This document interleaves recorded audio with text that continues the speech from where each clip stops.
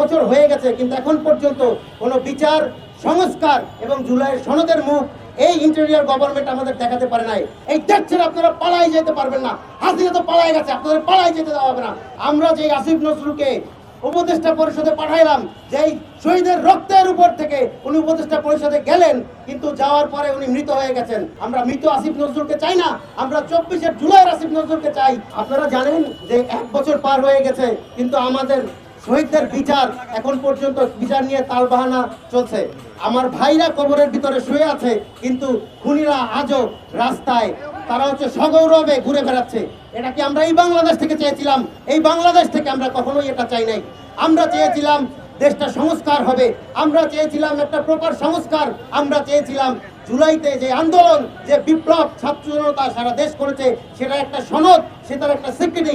But এক বছর হয়ে গেছে কিন্তু এখন পর্যন্ত কোনো বিচার সংস্কার এবং জুলাইয়ের সনদের মুখ এই ইন্টেরিয়র গভর্নমেন্ট আমাদের দেখাতে পারে নাই।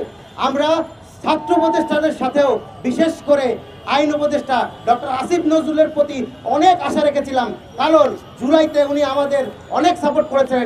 আমাদের আশা ছিল যে উনি যদি উপদেষ্টা পরিষদে থাকেন, এই যে বিচার কার্যক্রম সংস্কার এবং জুলাইয়ের সনদ ত্বরান্বিত হবে। বা কি দেখতে পেলাম আমরা যে আসিফ নজরুলকে উপদেষ্টা পরিষদে পাঠাইলাম, যেই শহীদের রক্তের উপর থেকে উনি উপদেষ্টা পরিষদে গেলেন, কিন্তু যাওয়ার পরে উনি মৃত হয়ে গেছেন। তাই আজকে আমরা তার প্রতীকী কফিন মিছিল নিয়ে আসছি।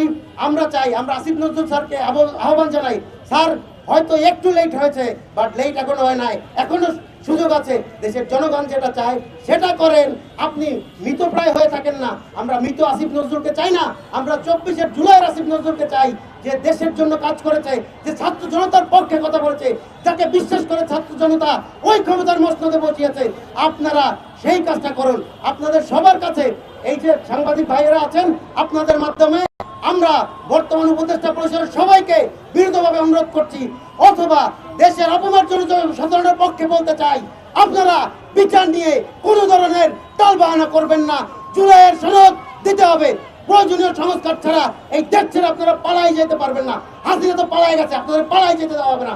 আপনারা প্রয়োজনীয় সংস্কার করবেন, তারপরে নির্বাচনের দিকে যাবেন। সর্বশেষে আমরা বলতে চাই, খুনি হাসিনার ফাঁসি এই বাংলাদেশের মাটিতে কার্যকর করতে হবে এবং তার দোষীদের ফাঁসি এই বাংলাদেশের মাটিতে কার্যকর করতে হবে।